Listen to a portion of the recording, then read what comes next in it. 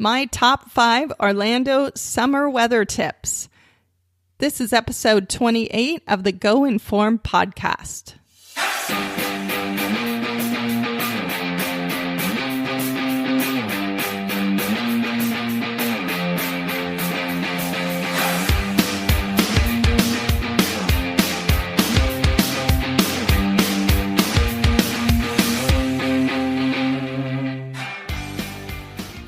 Hi, everybody. Welcome to the show. Glad to have you with me here today.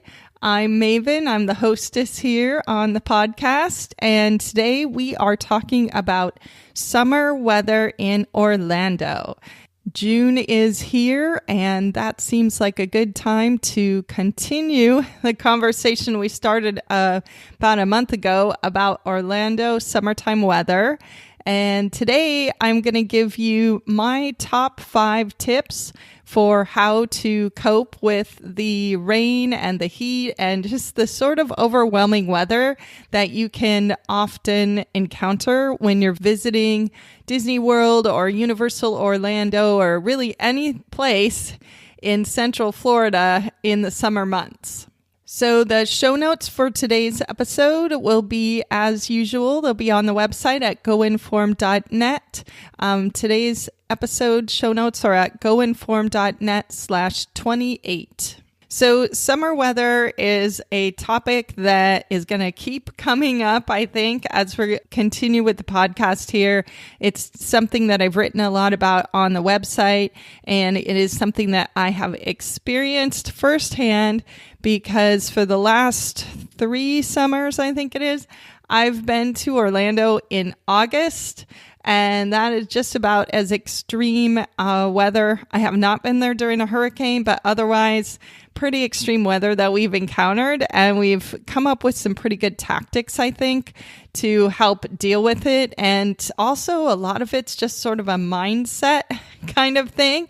So that's the kind of stuff that we're going to talk about today. It's just some tips for helping you to be ready if you encounter that same kind of conditions when you're on your vacation. So my first tip for you guys is to know what to expect when you're going to be visiting Orlando during really any time of year. It's a good idea to have an idea of what the weather typically is when you start planning your trip. So when we're talking about summer weather in Orlando, I'm going to say that it's any time from about sometime in May until maybe October. You have a really good chance of, at least for some of your time there, encountering a lot of heat and probably some pretty severe thunderstorms. So it's a good idea to kind of know what to expect before you get too far into your planning for your trip. So I looked it up, and the average temperature during the summer months in Orlando is right around 90 degrees every day. That's the average high. You guys that aren't in the US, you'll have to do that translation to Celsius. I don't have that at the top of my head, but all I can tell you, it's hot. And that's like the temperature probably at the airport. Some of these in the theme parks, there are parts of it that are definitely be hotter than that. So you can expect it to be really warm when you go to Orlando. Also, it's humid, so you get that added sort of steamy feeling on top of the heat, and that just makes it seem hotter. So those two things combine to make it, it can be very uncomfortable. So that's something we're going to talk about in just a sec, but just know that it can be really hot. The other thing that it happens often in Orlando is that it's sometime during the day, all that heat and humidity and everything, it just builds up and it turns into a thunder shower. And the rain rains really hard. It usually doesn't last very long. Sometimes it only lasts a few minutes, but if you aren't prepared for that, that can be really uncomfortable. You can end up being drenched and then you're wet for the rest of the day. And so just be aware that the kind of thing you're going to be dealing with there most likely is heat and rain at some point. I looked it up. It looks like at least every other day, you're going to get some kind of rain there. So just count on that being part of the experience. So that's kind of the, average. So you're going to want to know that when you're starting to plan your trip, so you can be thinking about your strategies to deal with it. But also another thing that you want to do is make sure that you're watching the forecast as you're getting closer to your trip and also while you're there. So get an app, get like the Weather Channel or get some kind of weather app on your phone so that you can monitor the forecast. And we monitor it all day long. I like the Weather Channel app. I know it's not the only one that does this, but it's really helpful. It has radar on there. So it'll predict hour by hour the weather conditions, and you can actually look on the little radar map and see if there's a big band of storm coming towards you. So you can kind of anticipate it a little bit. So make sure that you have that on your phone and that you make a point of at least, a few times during the day, just check and see so that you won't be totally surprised if a big downpour all of a sudden shows up. The more prepared you can be, the easier it's going to be for you to cope with it. Okay, tip number 2 is to, once you know what your top attractions are, the things that you really want to do every day, put those things in your schedule early in the day because the heat gets worse. It's always coolest in the morning, so heat gets worse later in the day. And the rain, usually it won't rain until the afternoon. So morning is going to be your time to do your park touring with the least amount of pressure coming to you from the weather. So if you've got something that you really, really want to do, the best thing to do is get up early and get to the park early and try to do that stuff first. Because the heat and the rain both can really affect your touring because waiting in a long line in the afternoon when you've already been in the heat for a long time, that can be really extra stressful.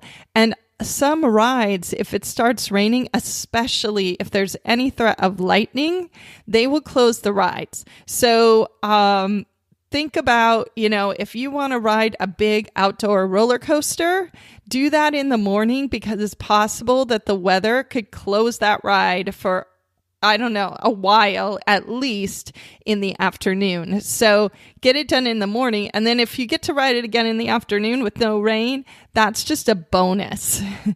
So plan for morning touring as kind of your power tour time. And if you listen to me, you know that I already recommend this.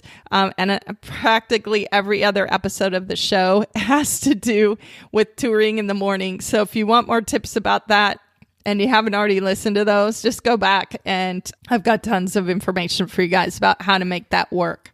Okay, and tip number 3 is about your afternoon. So in the afternoon, what I recommend you do is make some reservations.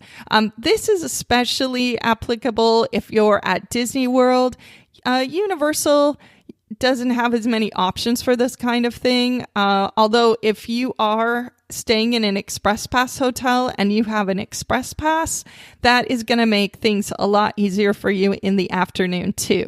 And the idea here is to have some way of getting onto the ride without a long wait. So at Disney World, that means your Fast Pass reservations. So I really recommend that you keep the morning pretty flexible and just power tour. Mornings, your lines are going to be shorter. You'll be able to tour without Fast Passes a lot of the time.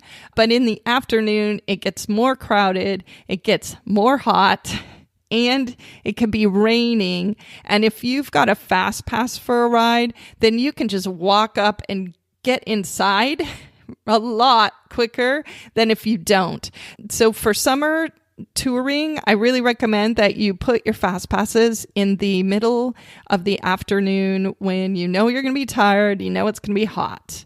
The other kind of reservation that I recommend that you make, this is more Disney World oriented, is to make a lunch reservation either in the park or in the hotel or whatever, but make yourself a lunch reservation because when it gets hot, and it can be hot really early in the morning, by like noon or even 11, you may really, really, really want to take a break inside with air conditioning.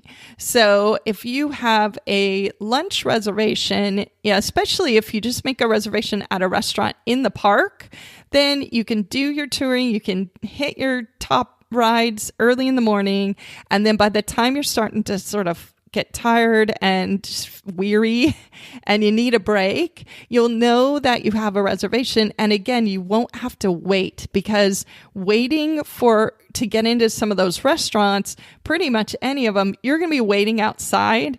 And if it's 95 degrees outside and you just really need to sit down and have a cold drink and be inside, you will be so happy that you have got a lunch reservation and you can pretty much just walk straight in. If you're at Universal, I actually recommend that you might want to just step out of the park during lunchtime and go either go to one of the hotels for lunch or just go to City Walk. Most of those restaurants on a typical park day, you'll be able to walk in. They're giant restaurants and they're not very crowded at lunchtime.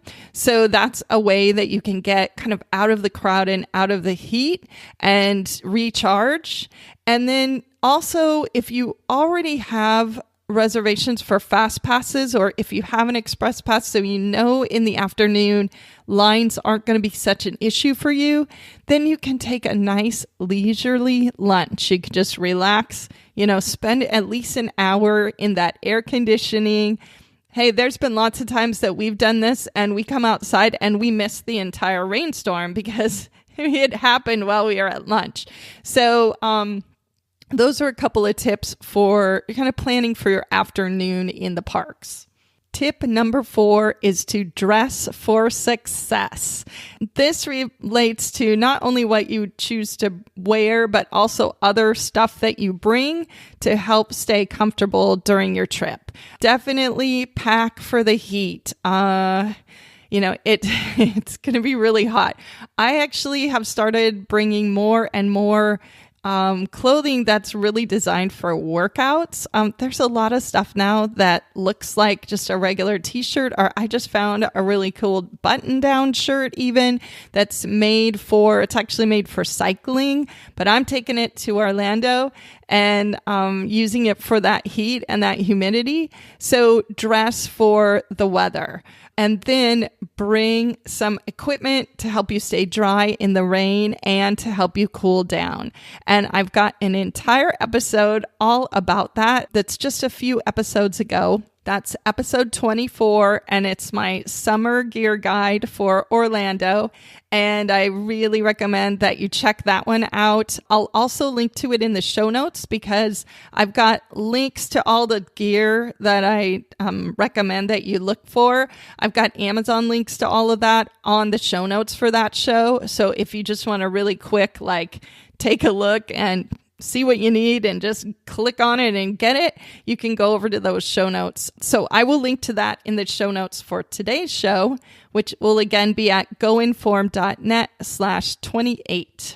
But plan for the heat and the rain, and if you bring the right stuff and you're kind of prepared for it, then you can still tour. You can stay in the park, even if a lot of people are running away because of the rain or they're melting because of the heat. The more that you can do to protect yourself against all of that, then you can kind of get a lot of the park to yourself, because especially if there's a big downpour, if you're able to keep going, you are going to be one of the few who isn't just hiding in a shop or in a restaurant or just leaving the park. So definitely look at bringing a poncho, look at bringing some things to help you stay cool. This is all going to help you kind of beat that crowd and beat that weather.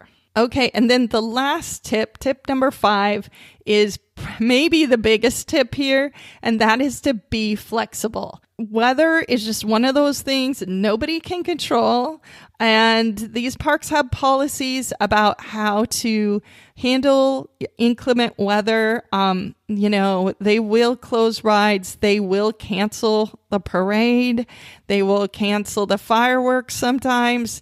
We've been on the monorail before where it didn't go for a little while because there was lightning nearby. So there is a lot that can happen that can kind of take your trip a little bit sideways just temporarily. So stay flexible when this kind of stuff happens. It really, really helps if you sort of have a plan B or a plan C or a plan D, like some other ideas of what you could do if the weather gets bad. A few of the obvious options are to go into the shops. Like, leave your shopping for the end of the day, you guys, because that's the time of day when you're going to get kind of tired and you just want to be inside. You might just need to get in just to refresh a little bit from the weather. So shopping is a great thing to do in the afternoon. Also, you can also just, if you need to just get out of the weather, get out of the heat or the rain, go somewhere and just get a cold drink and just be inside, or get ice cream or whatever. Get yourself a treat. You're on vacation. And it'll help you cool down and revive a little bit so you can keep going after things, like if the rain stops or whatever. Also, it's a good idea to sort of know what some of the indoor attractions are at these parks, because those are really good ones to plan to do later in the day. So if you haven't listened to my park tours, I do talk a lot about what's in the parks. You can also get on the Disney World website and get familiar with the different attractions. You can get a guidebook and get familiar, but maybe make yourself a little short list of like where you might try to escape if it starts raining. But do know that there's plenty other people who are going to be trying that same thing. So it may or may not work. So again, this is a good reason to have multiple options so you can kind of pivot as you need to. But indoor rides, especially if it rains and a lot of people just leave the park, then indoor rides are a really good option as kind of a fallback. Another thing that we have done to get out of the stormy weather is we've actually just gone to one of the nearby hotels. And this doesn't work with every park. We did it at Magic Kingdom. We went over to the Contemporary and just hung out in their lobby bar kind of place and waited out the storm. So hotels can be a good escape. There's usually lots of space in there. And like at that hotel, they even had towels for people to use at the door, so you could kind of dry off. At Universal, the hotels, some of the hotels are just pretty quickly, easily walked to. So that is another way that you can escape. If you're staying in one of those nearby hotels, this might be a perfect time just to go back to your room and take a little break, and even get room service if you want, and just spend a little time in your room, relax, and then think about going back out to the parks after you've had that time to sort of regenerate and dry off and warm up or cool down or whatever you need. So think about that. Think about having that as an option in the later part of your day.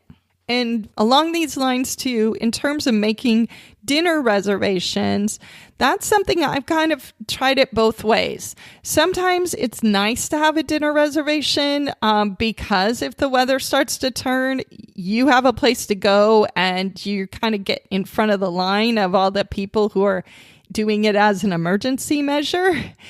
So it can be really nice to have a dinner reservation. On the other hand, if you are just done for the day, like the other thing that can happen is even if there's not a big rainstorm, you or someone in your group really might just, the heat and the crowds and everything, by the end of the day, they may just be done. And like going back to the room and doing room service or just doing something really simple might sound so great to them. So if, it's tough. You may want that dining reservation for dinner, but then you may want to cancel it because you just want to get out of there.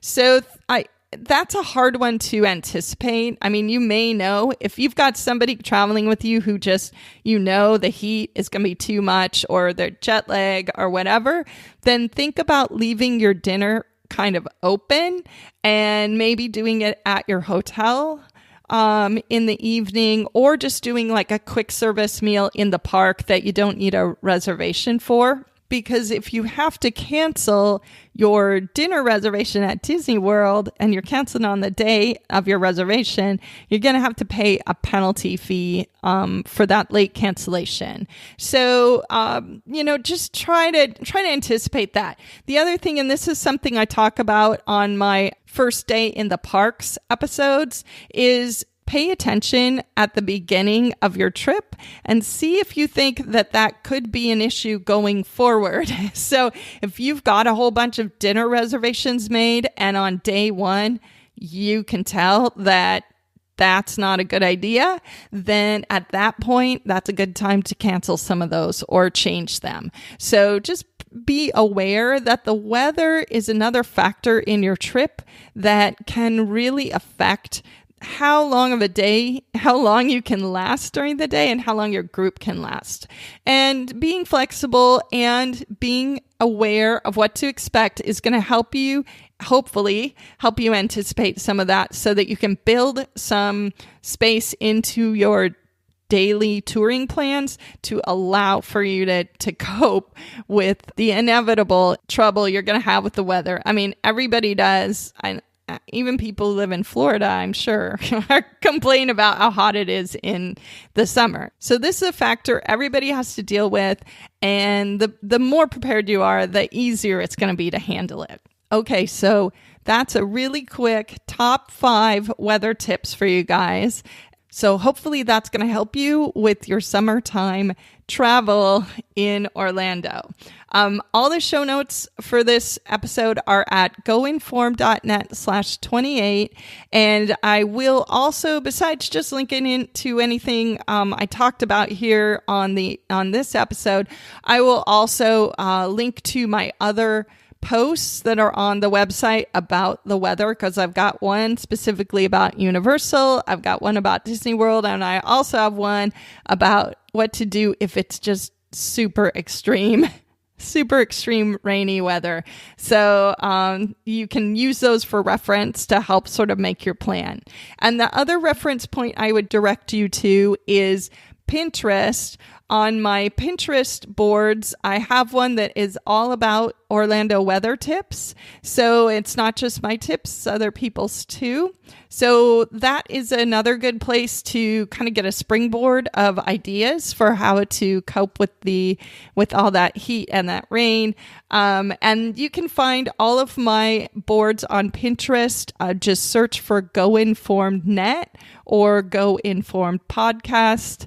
And it should pop up, and I will link to that in the show notes too. So for all of you guys who are heading to Orlando this summer, I am super excited for you. I know you're going to have a great time, and I know now you will be ready for all that crazy weather. And I thank you so much for joining me on the show today, and I hope you have a super cool vacation.